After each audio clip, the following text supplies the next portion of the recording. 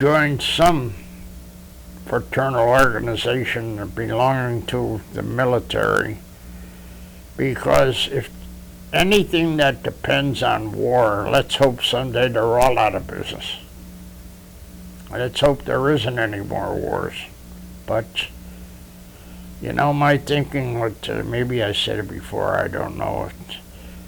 My thinking is, I don't know. I think that if Bush knew what was happening in Iraq, I don't think he would have went in. But my feelings is a little, I don't know, to be honest with you. If they stopped Hitler in 1933, we wouldn't have had World War II. Now with this nut Hussein, if they stopping him, may have stopped World War III. I don't know. Maybe it started it. I don't know. But that's all I have to say, unless you got something else. I understand that you met Wernher von Braun. Could I get you to relate that? Yes. If everybody that captured Wernher von Braun, if everybody captured him that said they did, he would have been captured 42,000 times. Now, we got a thing from the 44th Division. I'll tell you my story. You can believe it or not, I don't care. The war ended for us. We were playing cards. I said to the guys, I'm going to go to the men's room latrine. So I got up and I'm passing by the company headquarters, and Lorenzo Evans, he was our company commander, said, hey, soldier. He didn't even know my name, I guess. He said, soldier, come over here. So I went over. There's a guy standing there with a stick with a white flag on it. He said, this is von Braun's brother. I didn't know who von Braun was from a hole in the ground. So he said his brother wants to surrender. He says, will you get a squad together? I said, Captain, will you let me go to the men's room and then I'll be back and I'll talk to you? So I went, I talked to him, I come back, and he said, von Braun is up in, we were in Oetzen, Austria. We pronounce it Oates, O-A-T-E-S, they pronounce it Otz. He said, von Braun is up in the mountains. He said, but be very careful. He said, get a squad together and let him follow you. He said he'll lead you to him.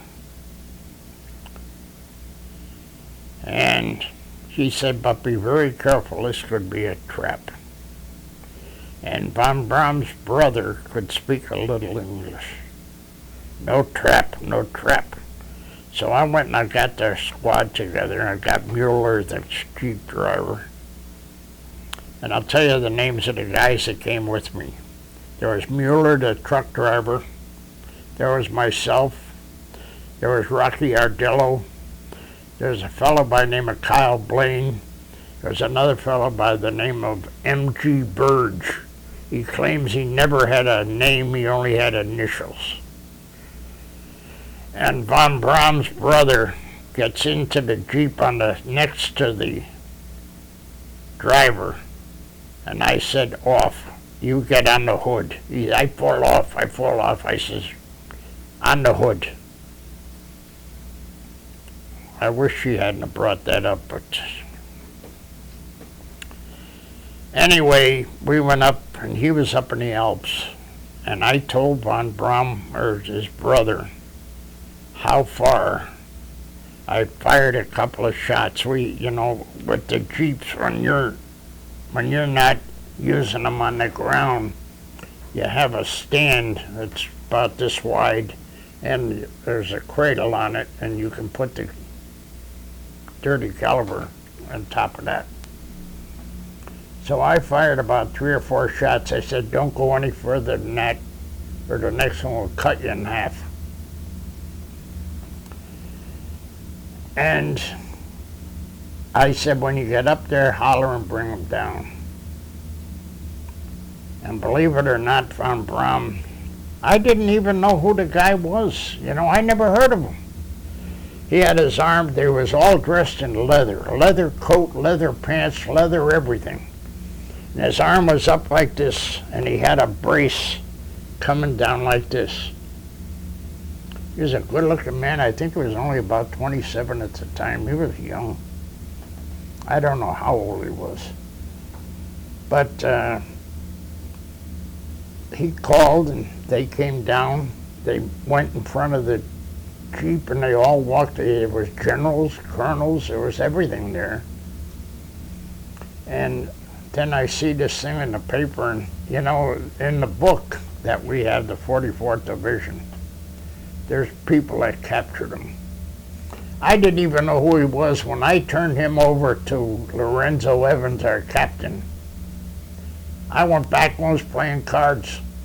I didn't know, you know, I considered it a part of the effort, you know.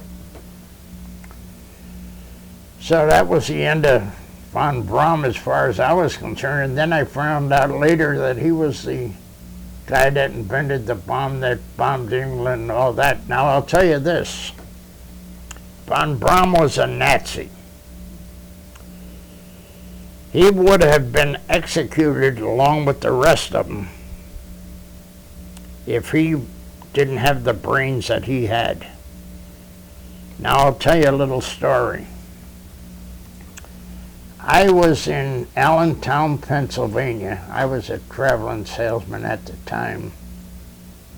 I worked for Jet Spray out of Waltham, Massachusetts. And a fellow said to me, he said, were you in World War II?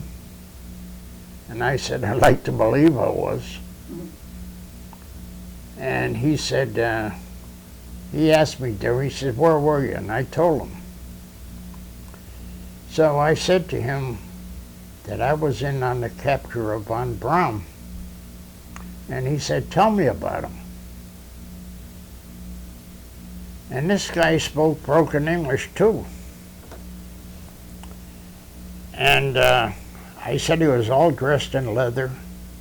I said his arm was, he had a piece of wood coming down to his waist. And I said there was generals, colonels, everything else. I said a lot of brass was with him. And he looked at me and he said, you were there.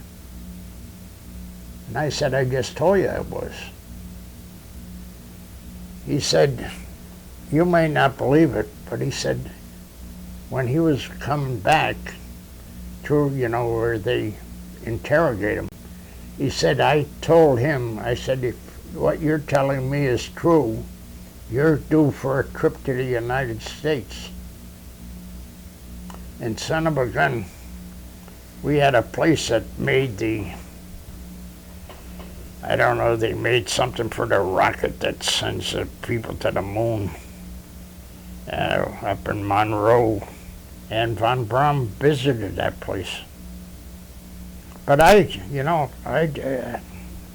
didn't bother me. I didn't know who he was or anything else. So there was no hero stuff. No, he wasn't captured. He surrendered, and so did everybody else. And his brother had the guts to come in, and because he could have got shot in the way in, but although he had it was the day after the war ended for us.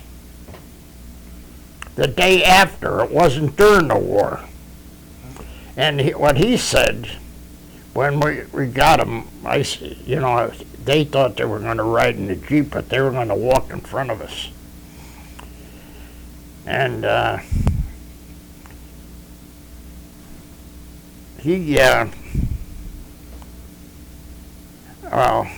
I don't know how to describe it, but he he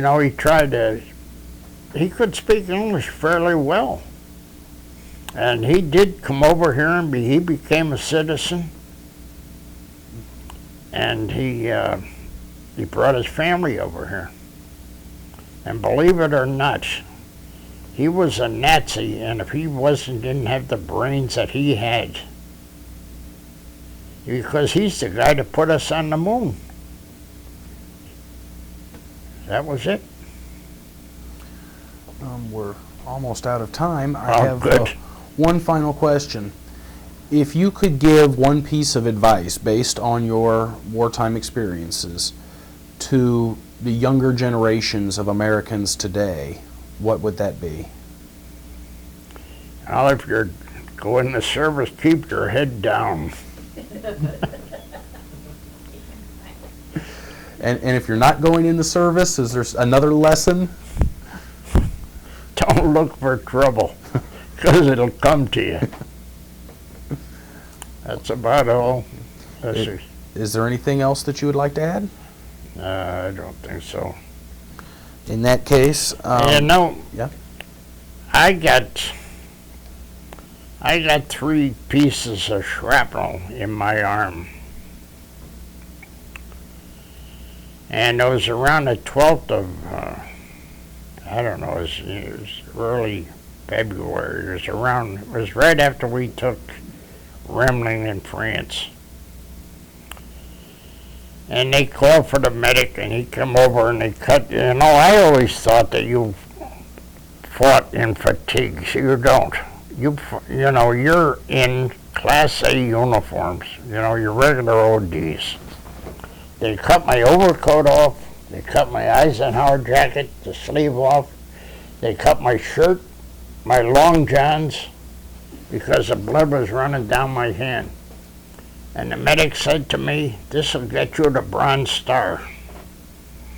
I says, "If it gets me one, it'll get you one too."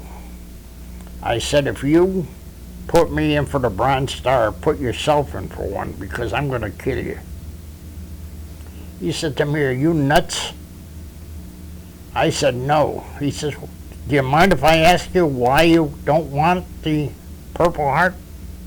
I said Bronze Star, but I meant Purple Heart. And I said, my brother-in-law was killed the 23rd of December. Them days, they didn't phone in Western Unions, they delivered them. My sister, Christmas Day, gets a telegram. It says, "Your husband has been killed in action. Further details will follow later." What a beautiful Christmas present. She said to my mother was living them days. I guess everybody was. She told my sisters and brothers, "Don't write Joe.